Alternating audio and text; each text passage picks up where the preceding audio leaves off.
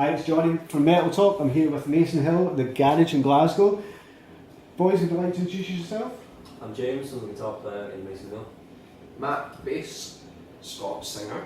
Craig, drums. So your first gig at the garage, eh? How does it feel to finally made it here? I can't believe it. We're Yeah. headlining main stage garage. We're all, I think, we weren't expecting to be on the main stage in the garage, so we had this G2 gig that we had organised based on advice from management. We personally wouldn't have done it because we didn't think we could. Took the gig at the G2, that sold out, and then we thought, well, let's move it up. Yeah. So we moved it up, and now See we're like, how far we can go, yeah. Let's Keep selling, see when it stops. Because you sold out the garage earlier in the year. How was that for you? That was amazing. That because it was a venue we'd all been to as children. We sold it out a month in advance, and that was just Same with this one. yeah. Yeah. Mine. Oh yeah, Cat House was really cool because that had a special sort of, thing around it because it was the first headline gig we'd ever put on ourselves in our own hometown. It's a legendary venue in Glasgow as well, and you don't often see the sold out sign in the Cat House. We were given a list of people that had sold out in the past couple of years, and it was it's a good list: Anthrax, Blackstone Cherry, and Mason Hill. So we can't complain about that list. We're literally just like, honestly, kids, we love music, we love playing, we love being in the band, but this is why, and it's just nice to go, if anyone says, so why do you play music? And you go, well, this is why. So it's It's very poetic. Thank you. This is English.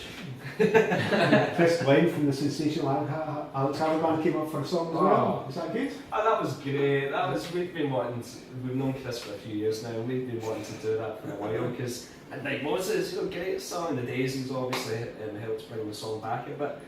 Big Chris on the stage. What did you think? I thought it was great. I just had a big smile on my face for the whole time because he's a really funny character, Chris. And he's just like no holds barred. He will say exactly what's on his mind, and you're on stage, and most people don't see what he's saying to you on the stage. But if you've made a wrong note in his song, he is telling you like, "What are you playing?" And you're just laughing. You're just having a good time with it. That was great. Yeah, well, he's never let it die. He took control over the song as well, and like he was coming over and telling me what he was doing, telling me quiet down and bring it up and like shifting you for a solo. And there was a tap in, and I'll always say that I just misheard it. So I started the song. I literally just went, "Dare did it, oh shit, not yet."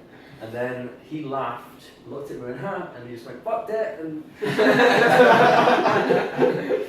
that was it. He's so good. He's so cool. I'd have him up all the time if we could. Yeah. So in between the Cat House and here, you played in one weekend. You played Download at Donington and also Sport Airborne in Edinburgh. That must have been some weekend for you. Yeah. Wow. Right. Just wow. I don't even. we didn't know we were playing with Airborne. No, we didn't know. Until after we came upstairs. So we'll put you in Until the next morning. Next morning. Our frame of mind, we played Downloads, a couple of thousand people, Big Tent, incredible, we're buzzing. We'll get nothing to do the entire weekend, so we start watch bands. Apart from watch all the the party started immediately after the started. stage. So we woke up the next morning, 9 o'clock, feeling, like you do. Rough. And I got a phone call. I thought it was my alarm, so I looked at it and it said Paul, like manager, and I was like, Oh no. getting a bit. And then it just kept going, so I just thought, alright, fine. So I got it, and they went, "Hi Birdman," or whatever it was he said. And all he said was, "Would you like to come to Edinburgh today and support Airborne?" And I just went, "Yeah, I would." So I straight away got everyone up. You used it ripping my tent. No. I thought you were just trying to get me up. Yeah, I was kind of knocking, going, Craig. And then it was like, shuffling. And then I knew he was going to be pissed off, but I knew he was going to be happy with what I had to say.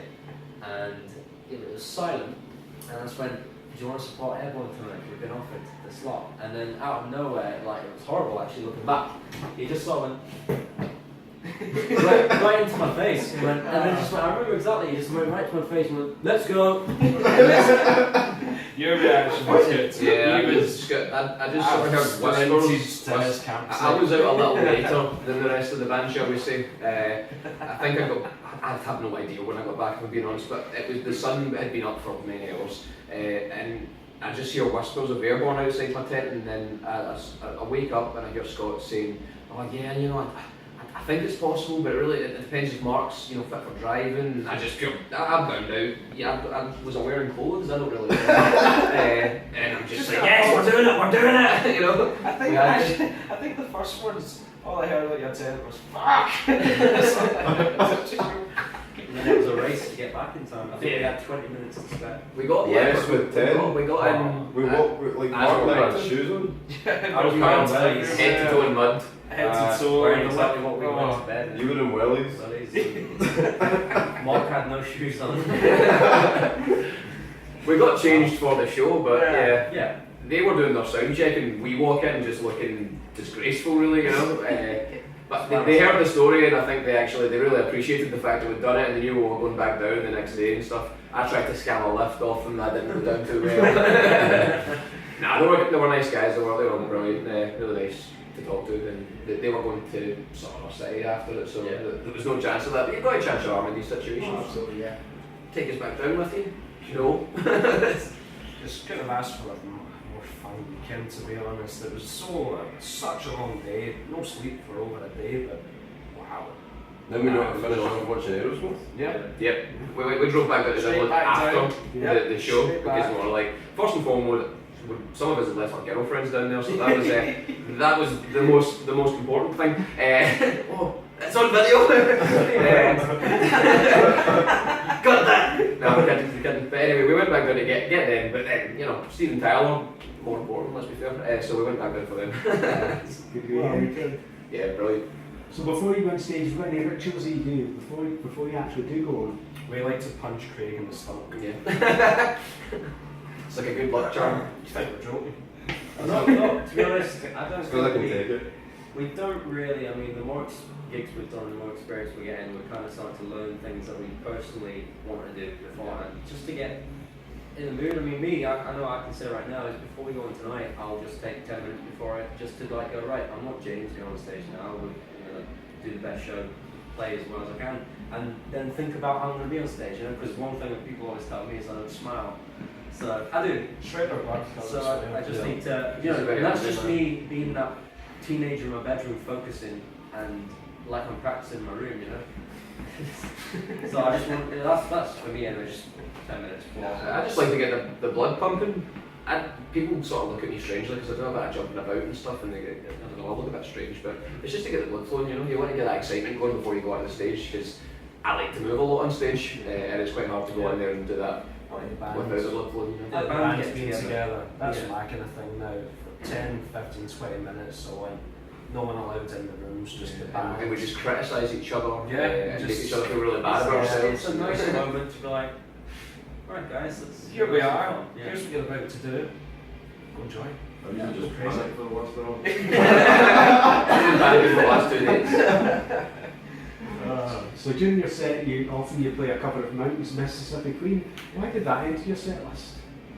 Well, me personally, I love the song from an Simpsons episode. You sing it to them all. It was one of the ones I had the voice that kind of suited. And Yeah, most of the time it's like we like the song and how the Scots sound singing it, because that's one of the most important parts of watching someone play live is the singer.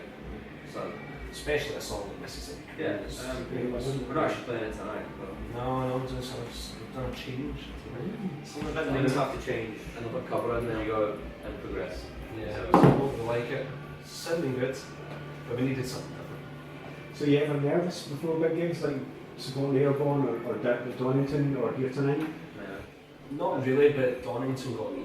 I was just about to say, like, I've not been nervous for gigs since, like, sort of the teenage years in the old bands that I was Scott before Mason Hill. Not really got nervous, but Download was a whole new thing, because I'd never experienced anything like it personally. Like just everything that made Download what it was, like the length of the stage, it's the length of the barrier and how many people. Then hearing the applause like afterwards, it was just like I heard like from standing from that side of the stage, knowing you're going to go on. I've never heard anything like that or seen it. So for me, the whole aspect of it all being new made me a bit nervous. I was excited to play. I wanted to play, but you know what I mean. Whereas tonight I've played the garage once before, so I know what to kind of expect. So. I like it better than before a show though. You actually yawning there, or you just Sorry, I was yawning. It's been a long day. I'm sorry. download for me because last time I got nervous. Yeah. I think I always get a bit of nerves before a show, but as I say, I think it's quite good. It just gets me ready, you know. It's not nerves. I think it's excitement more than anything. But then my head starts running away. Like, is that amp going to blow up, or you know, silly things that are never going to happen. Although it did once actually. The amp did blow up once. Yeah. Yeah, it's silly things that go through my head, but for the most part, it's just exciting. A wee buzz. Yeah, we've got one. Yeah, that's what it is. And to make the year even better, you've signed a record contract with Frontier Records. Yep. Yeah. That was good. That was a long time to make. No, a long time. Getting that all finalised, it really was. It's a 10-month process. But Worth it. I mean, look, in our position, not many bands get to just go from one EP to a record deal to go and doing an album. We are gobsmacked, to be honest, that it's happening. But we've gotten over that now. It's happening. So now we're in the room writing. Yeah, I mean, the albums, Frontiers, it's going to be a great platform, really. It's got a big artist on it as well. Exactly, yeah. Some of my There's favourites. some legends on there really with that record. Even the new bands are sounding are pretty good. Oh, Yeah, there's a lot of good bands as well that have been picking up as well. Bands like Eclipse and Glorious. One Desire and Glorious, and they've really got a lot. And we're just happy to be in this. So got some bands as well that we're on the scene with, like Yeah. Broken. Some of the Big Foot obviously just kind of bringing their album out now, so that'll probably be us, like maybe this time next year. So you're still writing the album at the moment? Yeah, I'm still writing. We're just lots of avenues we can't speak about. There's important people involved, and we're trying to get all the pieces. Yeah, there's together. people we're really wanting to work with in making the album that you could say are way above us right now. But who are interested, so we're trying to make that happen. Oh, there he is. Oh, Marcus. Want to join us? Yes, I would love it. I'm joining the interview. I'm just about to wrap it up. I'm just about to say thank you very much. Well, why don't you cut with me at the very end, and then everyone will be like, So we'll just kind of quick round yours. Okay, so you had a good time in Mason Hill. it's been Yeah, fantastic. what was your favourite gig? Downwards, were you nervous? Start interviewing Mark. We've been watching. Do you have any previous Richards? Right. Yes. Alright. Sorry. That's alright. I spoke at Mel Talk. I've been watching Mason Hill since basically your third gig. So we're glad you've finally made it to the garage. What's next after the garage? Where are you looking to play in Glasgow or beyond that? When is this going out? When's this getting Next week. We're playing with Gun at the Barrowlands in Glasgow in December, and then Main support. and then for us in Glasgow after that, will probably most likely be our next headline with the album. Album launch, hopefully. Unless any tours happen with. We're just trying to this literally for us right now, this album. It's Make a break for us now. Put all the effort into it, and because just from one EP to now, not everything you've mentioned, we couldn't have predicted that when that EP came out. We were intending to do a second EP. Yeah, we were going to do a second. Yeah, that was something. We weren't going to push for the record deal, but Shock City management, they Pretty much killed the EP idea. they came in and said, like, you're not doing an EP, you're getting your record deal, you know, right?